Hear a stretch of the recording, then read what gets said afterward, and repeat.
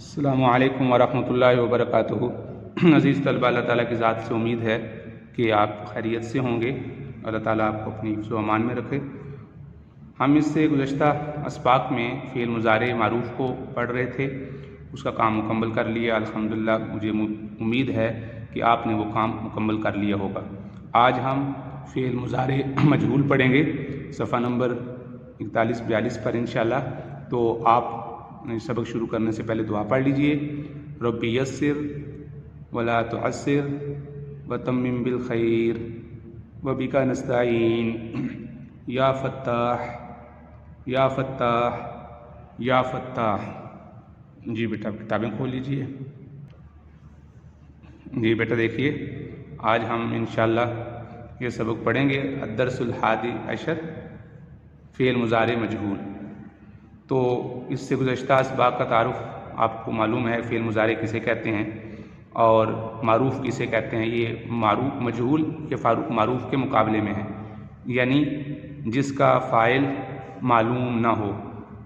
فعل مضارع یہ وہ فعل مضارع ہے، یعنی مجہول فعل مضارع مجہول یہ وہ فعل مضارع ہے جس کا فاعل معلوم نہ ہو، جس کا فاعل معلوم نہ ہو۔ جیسے یکتب لکھا جاتا ہے، لکھنے والا کون ہے یہ معلوم نہیں۔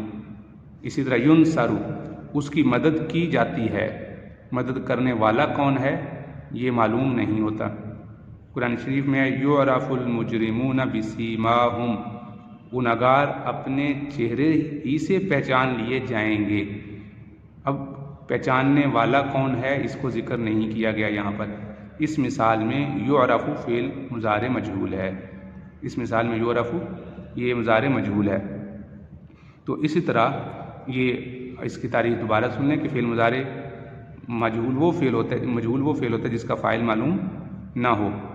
فعل مضارع مجہول بنانے کا طریقہ، تو جیسے فعل مضارع معروف تھا یہ اسی سے بنتا ہے، لیکن اس میں کچھ حرکات کی تبدیلی ہوتی ہے، وہ آپ دیکھ لیجئے۔ فعل مضارع مثبت مجہول کو فعل مضارع مثبت معروف سے اس طرح بناتے ہیں کہ علامت مضارع یعنی تا یا تا الف اور نون کو ضمہ دے دیا جاتا ہے۔ جو بھی فعل مضارع کا جو علامت ہوتی ہے، جو شروع کا پہلا حرف ہوتا ہے، جیسے یہاں دیکھ لیں معروف میں ینصر تھا تو علامت مضارع یا ہے، تو اس کو ضمہ دے دیتے ہیں۔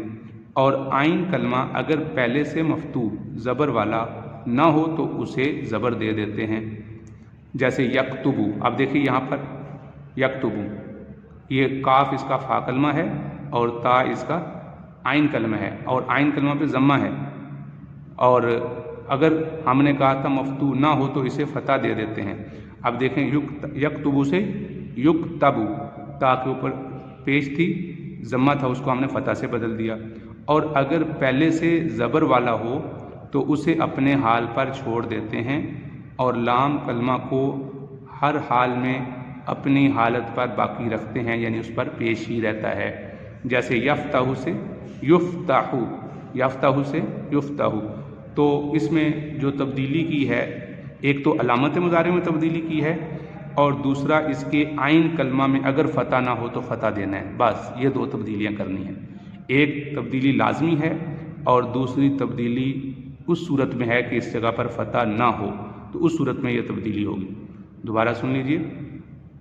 جیسے یفتح، دیکھیے یہاں پر عین کلمہ پر پہلے سے ہی فتح ہے، تو جب پہلے سے فتح ہے تو اس پر فتح کو تبدیل کرنے کی ضرورت نہیں پڑے گی کیونکہ فتح ہی کرنا ہے۔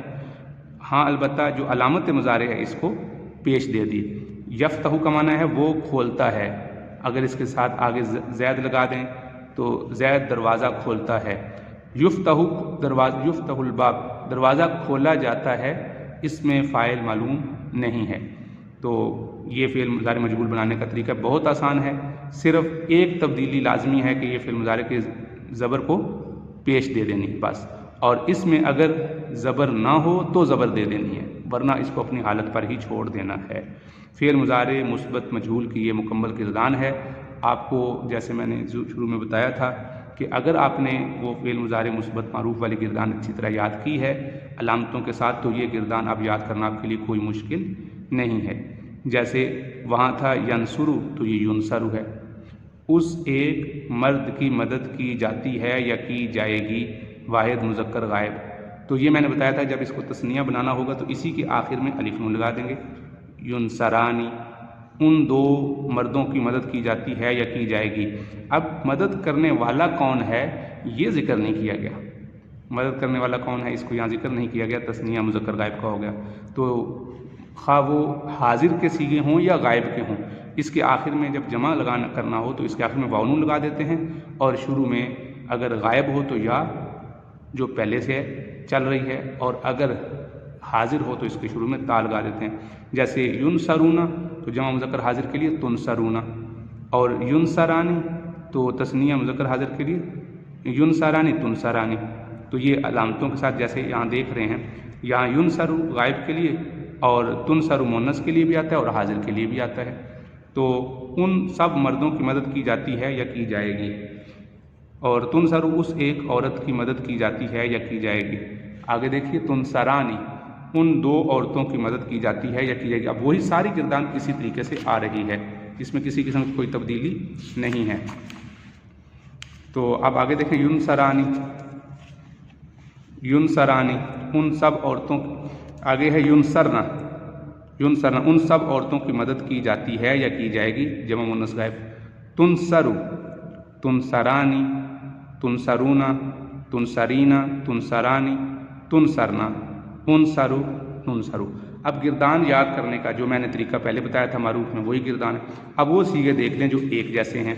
اب جو صیغے ایک جیسے ہیں دیکھیے گا، اب یہ ینصرانی ہے تو اسی کے ساتھ تا لگا کے آپ تین صیغے بنا سکتے ہیں، ینصرانی، تنصرانی، اور آگے دیکھیے تثنیہ کے دو حاضر کے صیغے ہیں، تنصرانی اور تنصرانی۔ تو یہ چار صیغے تو اس طرح یاد ہو گئے۔ اور اگر دوسرا دیکھیں جو غائب کا ینصرو تھا، ینصرو پھر ایک مؤنث غائب کا تنصرو، پھر اس کے بعد مذکر حاضر کا تنصرو، پھر انصرو اور پھر ننصرو، پانچ صیغے یہ ہو گئے، چار وہ اور پانچ یہ، چار تثنیہ کے اور پانچ یہ جن کے آخر میں پیش آتا ہے۔ پھر اسی طرح آپ دیکھیں واو نون والے کتنے ہیں، ایک ینصرونا، تنصرونا، یہ تنصرونا اور اس کے ساتھ ینصرونا۔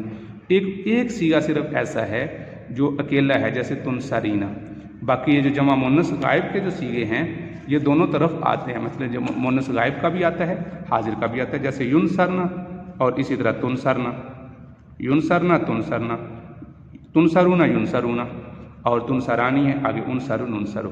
تو ان سب مردوں کی مدد کی جاتی ہے۔ تو یہ آخر والے جو تھے واحد متکلم اور جمع متکلم، میری مدد کی جاتی ہے یا کی جائے گی، ہم سب کی مدد کی جاتی ہے یا کی جائے گی۔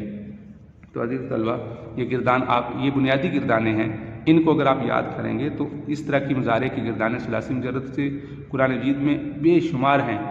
آپ کو قرآن مجید کا کوئی صفحہ خالی نہیں ملے گا جس میں ثلاثی مجرد سے کوئی فعل نہ آیا ہو، خواہ ماضی آیا ہوگا یا مضارع آیا ہوگا یا امر آیا ہوگا۔ اس لیے یہ بنیادی گردانوں میں سب سے زیادہ قرآن مجید میں ثلاثی مجرد کے افعال آئے ہیں۔ تو اس لیے بیٹا آپ ان پہ تھوڑی محنت کریں۔ اگر آپ کو یہ افعال یاد ہو جائیں گے تو قرآن مجید میں بھی بہت سے الفاظ کا ترجمہ آپ کو آ جائے گا، اور اسی طرح احادیث مبارکہ میں بھی بہت سے احادیث میں جو الفاظ آئیں گے ان کا ترجمہ آپ کرنا آ جائے گا۔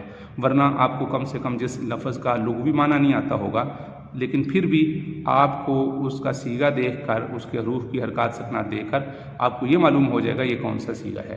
تو عزیز طلبہ اس کو آپ اچھے طریقے سے یاد کریں، اور آج لکھنے کا کام نہیں ہے، اسی کو سمجھیں، یاد کریں۔ اللہ تعالیٰ آپ کا حامی ناصر ہو۔ السلام علیکم ورحمۃ اللہ وبرکاتہ۔